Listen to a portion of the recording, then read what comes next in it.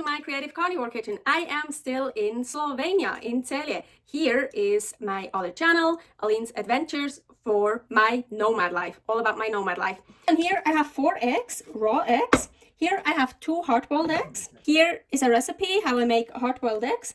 So those eggs are somehow hard to peel, so I have a trick I can show you really quickly. You gotta break the shell really everywhere. And then there's a trick. Then you just take this off, so that you take this part, the shell, you take off, and then you go in with a spoon and you can take it out like that. I don't really like that way. I like this way better here, so I'm kind of gonna roll it a bit to really loosen that shell up. And then, yeah, starting here on the bottom. But then you want to get underneath this membrane here, this skin, and then it should suddenly get super easy.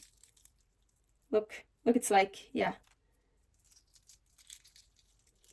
You see, you can just take it out like that. Careful when you have more like soft hard-boiled eggs, like something in between, when they're not really hard-boiled, then don't roll them too hard. Otherwise you just smash them. So after I peel hard-boiled eggs, I also just wash them off really quickly under the water. So I'm gonna start with one. Put in here. I'm gonna add some salt.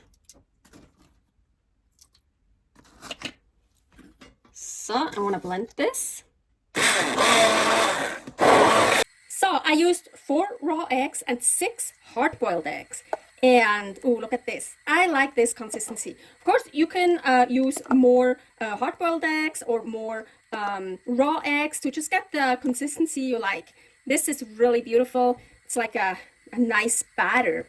So here I'm heating up this pan. I'm gonna put in a little bit of tallow. Kind of lower heat, and I'm just gonna make pancakes. And the great thing is, you see, it's like a batter, so I can make like tiny ones because it's not spreading out all the way, so I don't have to use the entire pan if I don't want to. And I think I'm actually gonna do that, make some little ones. Oops. So make them as thick or as thin as you want. So. Or you don't have to use a cover, a lid, or anything. We just flip it, how I usually do it. You don't want to flip it too early.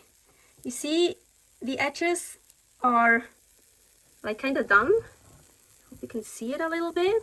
It's like it's getting firm on the edges. So with regular pancake batter, I used to wait until you got bubbles a little bit. But this one is not a regular pancake batter, so I think it's ready to get flipped. The first one I flipped, I forgot to turn the camera on. I'm sorry. Okay, but I have more to make. Ooh, looks like a really nice pancake. I love it. So I'm just gonna leave it a little bit on now. By the way, for the second pancake here, I didn't add any more tallow. So it doesn't really need tallow. Well, maybe now. Depends what kind of pan you have. So I'm going to use a bit of tallow. So for my next one, I mean, tallow is also delicious and healthy. So while I keep making the pancakes, I just put a package of frozen shrimp in here. I'm just going to cook those. This happens when you flip them too early. So I used about half of the batter, unfortunately a bit more. I wanted to do half-half. I put the rest of the batter in here. I don't trust the plastic. Tell you why. Here, I have some leftover Sepia, Nero di Sepia, Cuttlefish Ink, and I wanna use that. And it's it tastes like seafood, well, like cuttlefish, and salty, pretty salty, but it doesn't make the food too well. I like a lot of salt, so. It's I still used salt in the batter, but it does make it a bit more salty. You can also do it like marbled, you see, like this. I want it totally done. Here I have a recipe where I use this for the first time for, I think I called it tripe pudding. It doesn't need a lot to color it. Also now you gotta know, of course, This is, well, it's not super liquid. You see, it's like a paste, but it makes it a little bit more liquid. So I don't want to add more because otherwise I feel it gets too liquid for me. I'm just gonna make pancake out of this here, just like before. Tricks for flipping pancakes: waiting long enough and commit to it. Don't try to flip it. Do it. Just flip it. Just do it. And flip it as a toss it high enough. Well, not that it ends up on the ceiling, but the higher you toss it, the more time you have to catch it again. Well, of course, you only want to flip it once and not double. But, and yeah, it's just like this motion, kind of. So, yeah, just don't try. Don't try to flip a pancake. Just do it. Nike.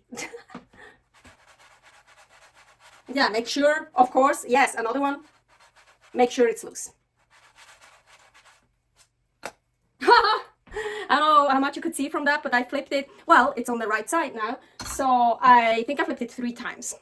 I didn't want to put the sepia, the ink in here because I just don't know about the plastic. I think it will get off really easy as well. But here, that's the one the other stuff was in. That's this one I know it comes off super, super easy, and it's not my kitchen. So of course, I don't want to make anything dirty. Oh, so now here, the shrimp, I want to do half.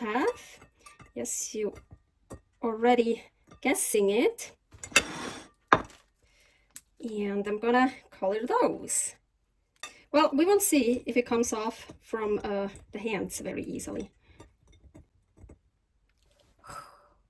I would have showed you, but I couldn't touch the, well, I could have, but I didn't want to touch the camera with black hands. But look, it came off like nothing. Well, except it's still here underneath my nails. Of course, I have to dig that out later, but it doesn't stain at all. Well, I don't know. If you leave it on for an hour, maybe it will stain.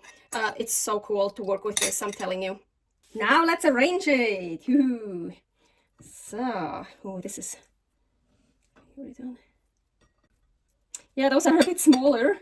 Had to make sure I would have enough. Which one is the nicest? Let's put that one. So. Ooh, so sad. Oh, I just got an idea. I used to have black sea salt. Well, it was with charcoal, it was made black. So now, you know, some black sea salt over this. And of course, some just regular white sea salt over the black ones. But I don't have any here. So, ooh, I can, hello. Maybe I can make some salt black. Well, let's try that. I should have sank the salt much, much earlier and then let it dry. But I didn't have that idea yet. I want to use this salt here. I have some really big pieces. Maybe too big. Yeah, the salt is not taking it very well. It's not absorbing it that much. Maybe a little bit. Let's see. Let's see how it looks first. Oh, there's like, I want it to make. I managed to get some on. It was a bit complicated, but I think that's okay. So now this should be easier. Just a bit of. I am super happy how this turned out.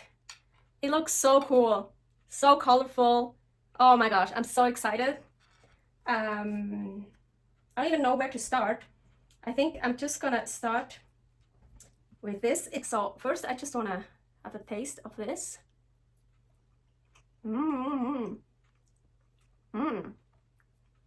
Egg. And I didn't put in very much of the sepia ink. So if I would do a blind test, I don't think I would taste the sepia ink, honestly. Maybe just, also yeah, that it's maybe a little bit more salty. So, oh, with that. Really good. And this here, with that again. Oh, I think I'm just gonna fold them. Yeah. What? Fucking A. Oh, I need to clean that.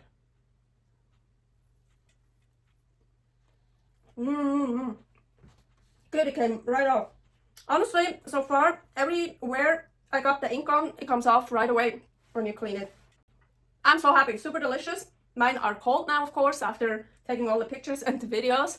I'm pretty sure they're also delicious when warm. Ooh, I think.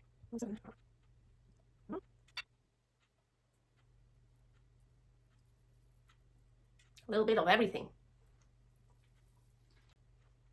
Thank you for watching. Don't forget to subscribe here for many, many more recipes, and here for my nomad life, Aline's adventures.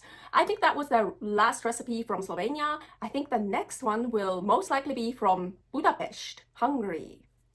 Servus!